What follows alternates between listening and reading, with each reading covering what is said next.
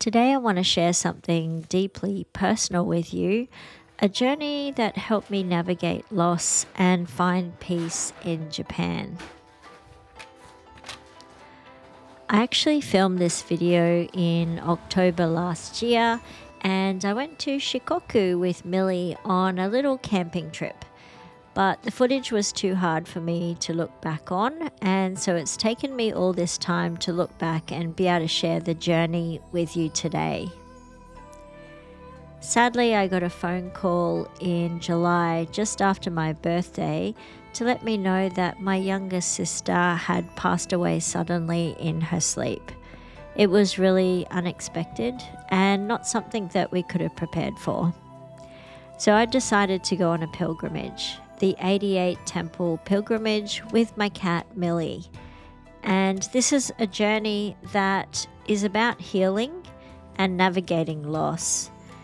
And it all started basically when I told an elderly Japanese man in my English classes about my loss. The timing was just right, and he'd asked me if I was okay, and I shared with him my sadness. After I shared my sadness with him, he had this really kind look in his eyes, and he told me about a tradition that helped him cope with the loss of his mother, and that was the 88 Temple pilgrimage in Shikoku. The pilgrimage is known as the Shikoku Henro, and it's a sacred journey that spans about 1,200 kilometers, and it circles the islands of Shikoku.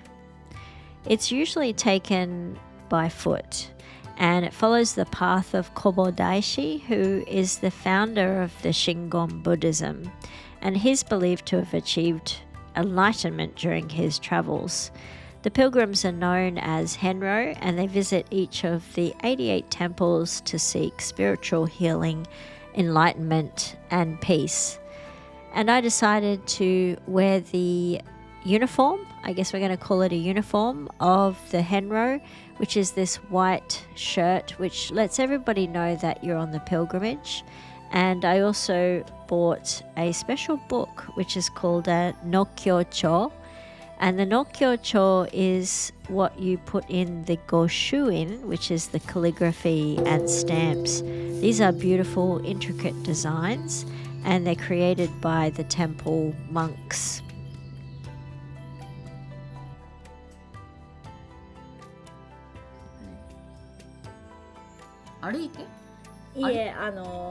実は猫と一緒に回ってるので車で行っています。はい。ね、はい。何人ぐらい来るんですか、一日？ちょっとね、今ちょっと少ない。少ないですか？あ、やっと涼しくなったのに。コロナの前はね、多かった。あ、そうなんだ。日本に住んでます？はい、和歌山に住んでいます。いいとこね。そうです。すごくいいところです。田舎はいいでしょ。すっごくいいです。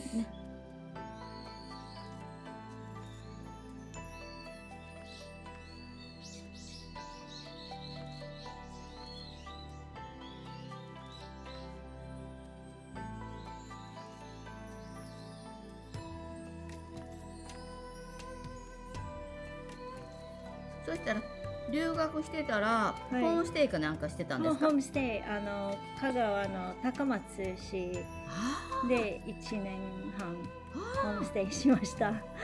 高松もあれですよ。随分変わった。最近リニューアルして。おー、びっくりした。あ、もう行ってきました。この間行ってきて、本当にびっくりした。ね、こんなに変わったと思う。リニューアル。駅のところすごく変わったんですよね。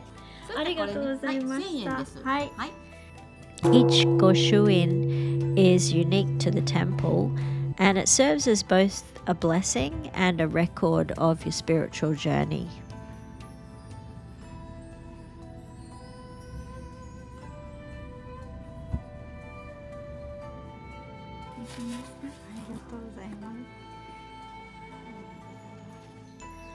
I decided to collect the goshuin in two books, one for myself and one for my sister, because it felt more like we were doing the journey together.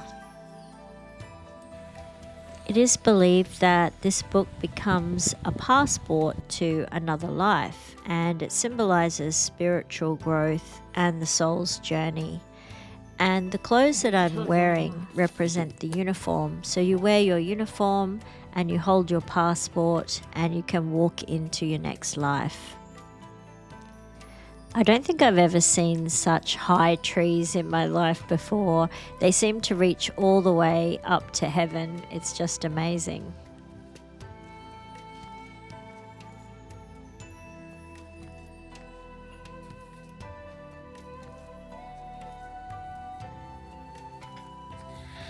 I mentioned before it's customary to walk the pilgrimage, but I didn't want to leave Millie in a pet hotel, and I made the decision that we'd be doing this together. The temperature has really cooled off in October, so it was during the day we were around tops of 22 degrees, and at night time it dropped down to around 15. So it's really pleasant weather, and it's a good time to be traveling with Millie. I didn't want her to suffer any kind of heat stroke if she had to stay in the car for any reason. But most of the temples were actually pet friendly, and they all had signs saying that you could bring your pets along. So as long as they weren't causing trouble, and I had Millie in the cat backpack the whole time, which was actually quite heavy, because one thing I didn't think of was how many stairs there actually were. So with the pilgrimage, quite a lot of the car parks were at the bottom of the hill, and you needed to walk up the stairs. And I did this entire trip with Millie on my back.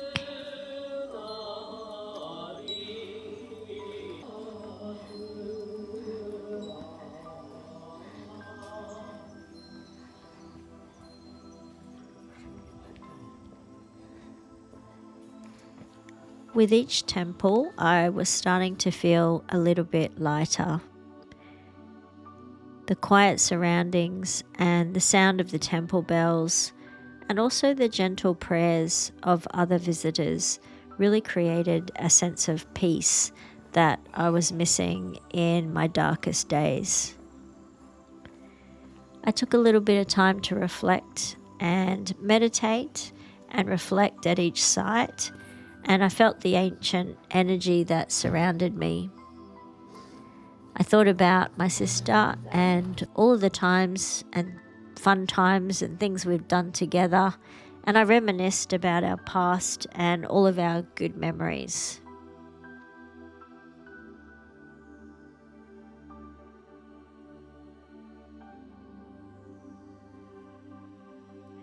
One of the things I didn't do before I left was plan out any accommodation. I just decided I was going to wing it this trip and see what happened, because of course there are always Michi no Eki, which is the roadside stations, and you can stay at those for free. I did come across a couple of paid campsites, and this was one of them. And it was really important for me to be able to get Millie out of the car every day. So she spent all day in the car as we drive from temple to temple. And then when we reached a temple, she was in the backpack walking with me. So it was important that at the campsite she got a chance to run around and stretch her legs a bit. At night time, I tried to keep everything as normal. I kept in touch with all of my students on my course, answering any questions and talking to people via email. And I just kept everything going as normal. As much as I wanted to just cry and do nothing, it was important for me to just keep life moving as normal.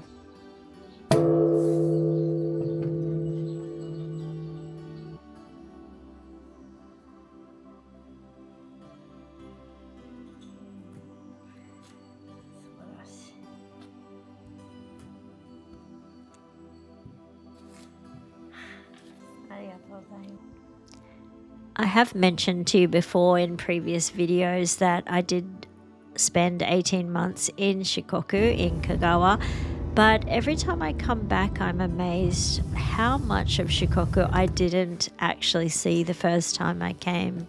It's been absolutely amazing again just to see some of these sites. The serene atmosphere and the intricate architecture, it really has just filled me with a sense of wonder and also a sense of purpose now. I'm currently at around Temple 19 and I felt a real connection to something a bit greater than myself. I don't know if it was all of the stairs and my exhaustion, but something was going on. There was a change happening inside of me, and I really felt that this pilgrimage was really starting to affect how I felt about everything that was going on in my life. There were some actually really hairy moments. Check out the buses that I had to navigate around on this road, which seems to be built for one way only. I don't know how, but I managed to slip behind this taxi and just follow his lead. But when I get round the corner, have a look at how narrow this road actually is. One car can barely fit, let alone a car and a bus side by side. And if I could show you the drop down the other side, it was just straight down. So it was a very hair-raising ride up to the mountain, and then from the mountain car park, it was a very long climb up to the top where the temple is. Each time I just think we're just getting closer to heaven with each step. We get higher and higher. Look at the view, it's amazing.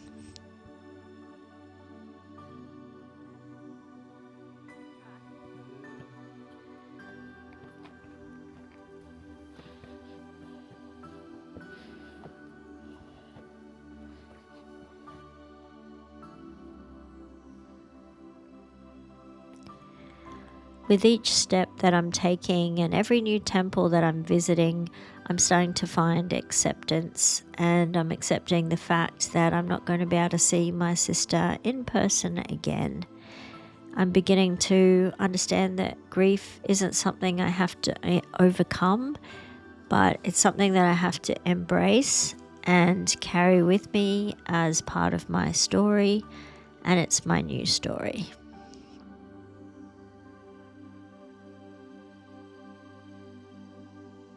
I'm sure that my sister is up high somewhere and she's looking down at me. And of course, protecting me. As I visit each of the temples, I suddenly realized that I wasn't just collecting stamps. I was actually collecting moments of clarity and healing. And each of the stamps felt like a seal of my emotional journey and a reminder that I'd honored my sister and my own heart through walking this path and making the decision to do this for both of us.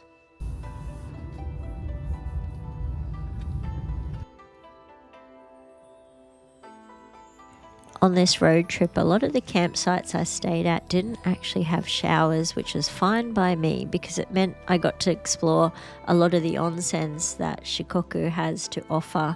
And I am a big fan of onsens. I just find them really relaxing and really healing. I think it's something about the minerals in the water.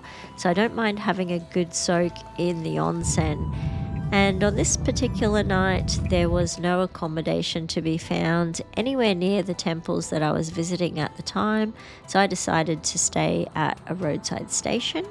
And I did check with the owners of the station if it was okay if I stayed the night, and they said, of course, you don't have to check, everyone stays here. The toilets are open 24/7, and they also had left the lights on overnight. They had solar powered lights outside, so that was fantastic. So I stopped by and I just happened to have some ramen for this night. So all I needed to do was get out my camp stove. I used their tables and I boiled some water, had some quick ramen for dinner.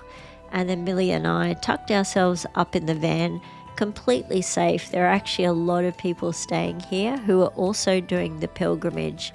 And it was quite interesting. I got to know a lot of people who were doing the same pilgrimage as me. And that's mostly because we do the temples in order, so you're going to end up with the same people all the time. And I met quite a lot of great people on this pilgrimage.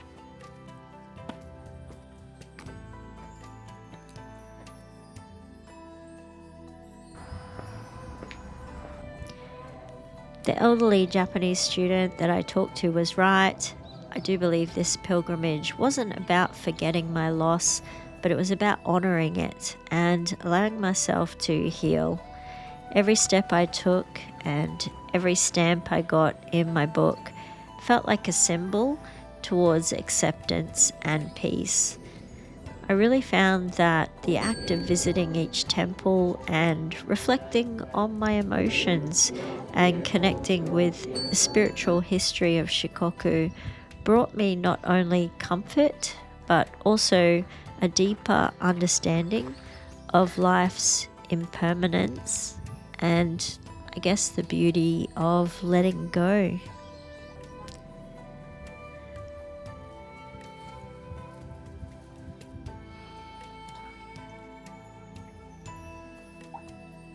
This was Millie's first long-haul camping trip with me. We'd done a couple of overnight trips together, but I'd never taken her on such an extended journey. So we've been away for 9 days in total, and she's doing really well. She's really adjusting to our new routine, which has been just driving and then walking in the backpack and then getting out at night at the campsite.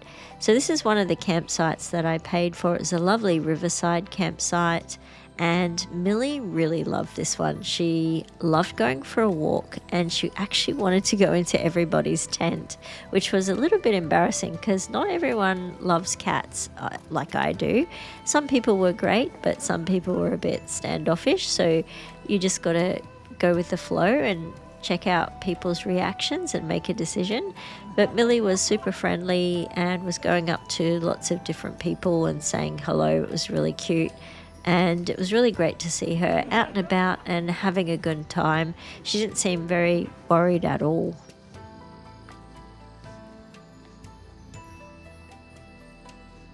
Meals have been super easy on this trip, and I haven't been doing too much elaborate cooking, but I do have a pull-out bench which comes out from under my bed, which makes it a really great height for cooking at.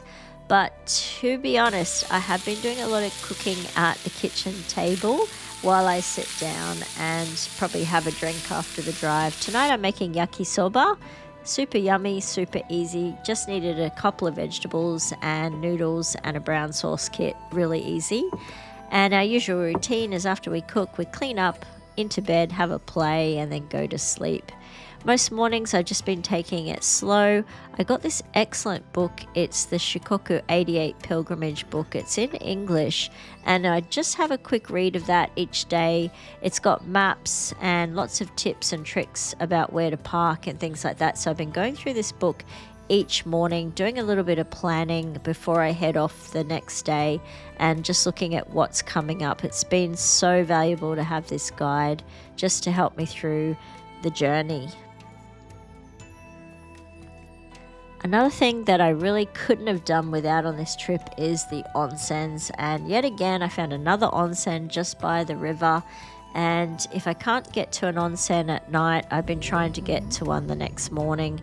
And check out the sights. I mean, Shikoku has dams, it's got rivers, it's got mountains, it's got surf, it's just got everything on this island. And I really am enjoying taking it slow, and I don't think I'm going to get anywhere near the 88 temples that are required. I'm currently at the Taiju Cable Railway Temple, so I think I'm getting close to around 21 now, and I am really slowing down, and that's because the scenery is just amazing. On the first couple of days I was doing like 5 or 6 temples in a day, and now I'm getting up into the thick of it, and I'm really only managing to get 1 or 2 done every day because some of them are a little bit difficult to get to and they're far away up the mountain. So this one here, I've just stopped for lunch, but I'm about to go on the cable car, and this day I only managed to get 1 temple done because it was quite an event to get up there. You had to drive to the car park and then take this cable car all of the way up to the top, and it's at a really high altitude. And it was while I was on this cable car, I just happened to look down and I thought, wow, look at that campsite down there. There was a car down there camping, and I thought, that's exactly where I'm going to stay tonight, because by the time I get down from this cable car, it's going to be time to park up. I don't know if you noticed, but everyone on the cable car is wearing the same uniform as I am. We're all here together and we're all doing the pilgrimage. And everyone has their own personal reasons for going on a pilgrimage. There's no right or wrong reason. It's up to you to decide what you want to achieve and what you want to get out from doing a pilgrimage like this. But it's definitely going to take commitment, and it's definitely going to test you, and it's going to be difficult, but it's going to be very, very rewarding. And that's what I've gotten out of this. It's not easy. It is definitely a difficult task. Even though I was driving, I mean, I wasn't even walking the whole entire pilgrimage like some people do. I was driving from site to site. I have so much respect for those pilgrims who walk the entire 1,200 kilometers by foot.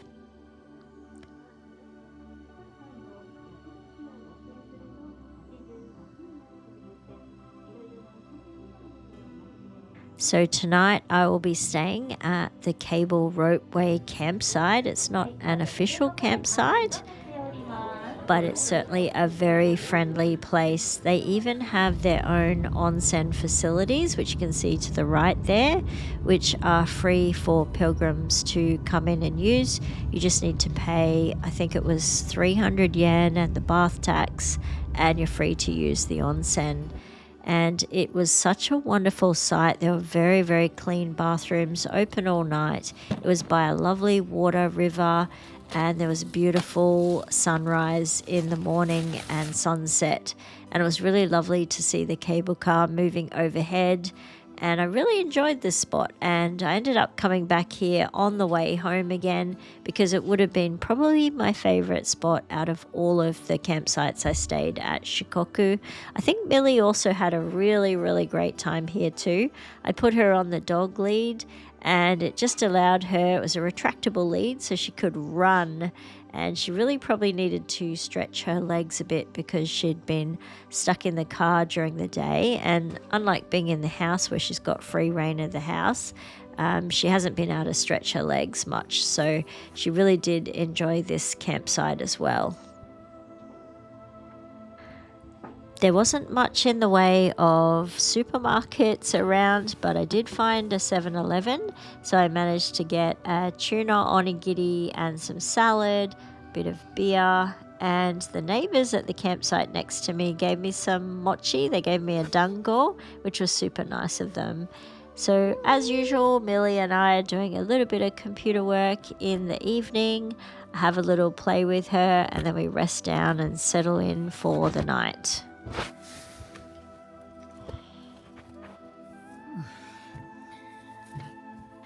If you are thinking of visiting Japan or even going on the Shikoku 88 pilgrimage yourself, October was a really nice time of year to be doing it. It was really low rainfall, so we had very little rain, really mild temperatures, not too hot, not too cold. And as you can see from this footage, every day was just spectacular blue sky. Even though it was a little bit cool outside, once you get walking, you warmed up pretty quickly. I was pretty lucky in the timing. In fact, I had a week off work due to school holidays, and I had a conversation with my boss, and I said I would really like to do this for my sister. And my amazing boss was very, very supportive, and she so kindly gave me a week off work, and we were able to organize substitute teachers to cover my classes. And honestly, I have such a lovely workplace who are very, very supportive and allowed me to take this time for myself. People talk about Japanese work-life culture, but I think when chips are down, people can stand by you when you share what's going on in your life. And I really felt fully supported by my workmates and especially my boss during probably one of the hardest times in my life. So I don't agree with all of the things that people say. I think humans are humans, and when it comes to loss, and if you express yourself in the right way, people can be very understanding and supportive. And I certainly have felt very supported in that area. Now, my second favorite campsite was way up a mountain, again in the middle of nowhere. I just came across this really lovely campsite with fabulous facilities. And oh, these are my stickers, by the way. They're the 88 temple stickers that you can purchase at the different temples. But Millie had a great time at this campsite yet again. She loves exploring outside, getting into nature, and I figured out that my cat is actually a dog. I don't know what happened, but I threw a stick and she decided to chase it. And we had so much fun after that with me throwing the stick and her chasing it. It was a lot of fun, and I learnt something about Millie. She likes to chase sticks. It was a good time. Millie, ready?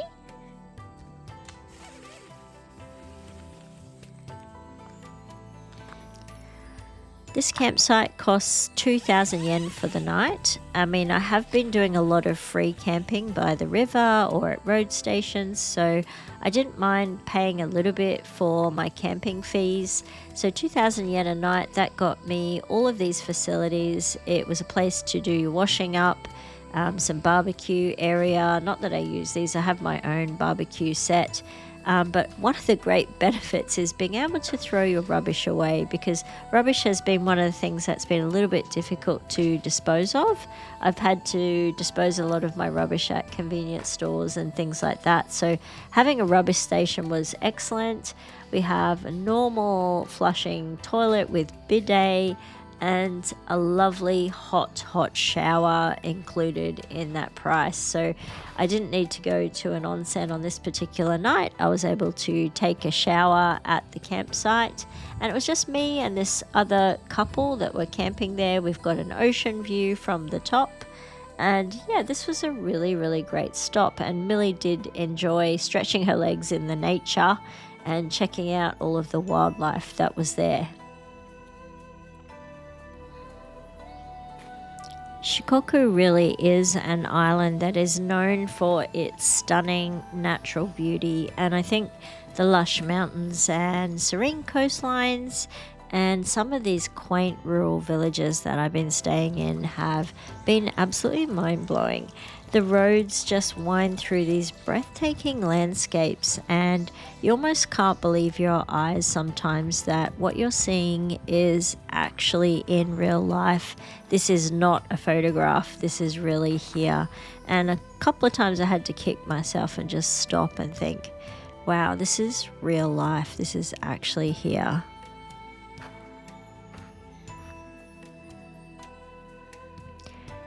Now back to everyday reality and life, and I had started to accumulate a lot of washing, so I needed to find myself a laundromat, and luckily in Japan there are plenty of coin laundries around, so I was able to stop off at this amazing roadside laundromat, just throw my stuff in and do a quick wash and dry, and then I was back out on the road again. It was just as easy as that.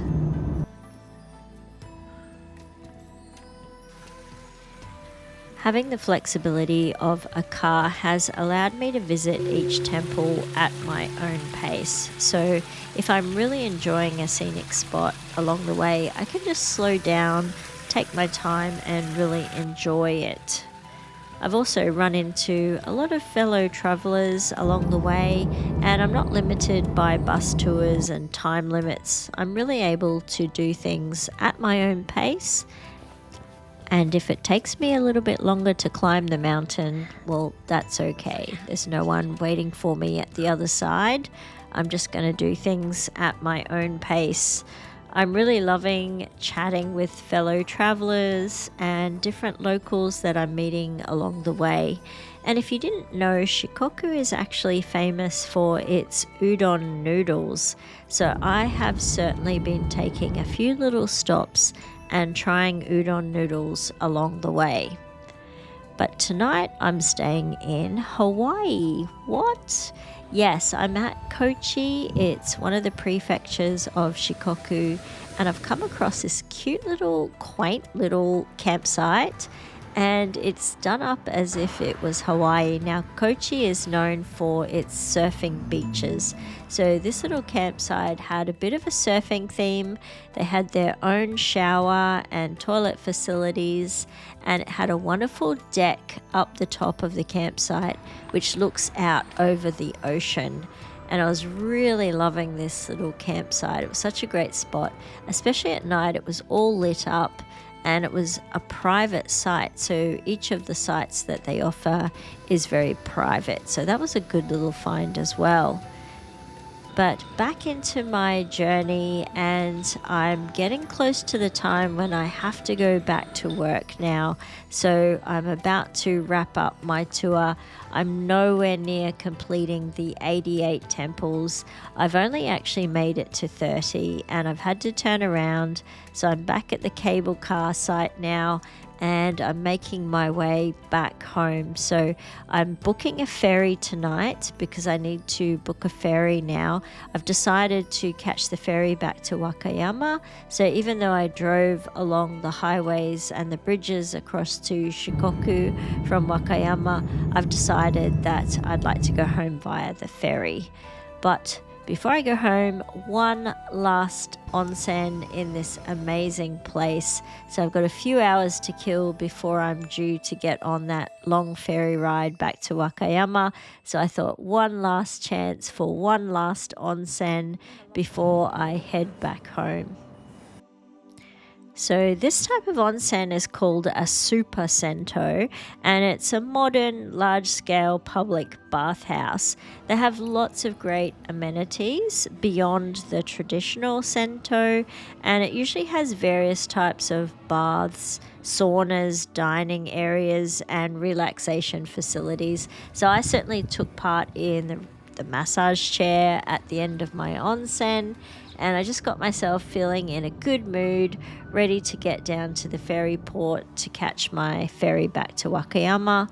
It was pretty cheap because I am in a K car, and K cars cost a lot less, so that's a smaller size vehicle in Japan.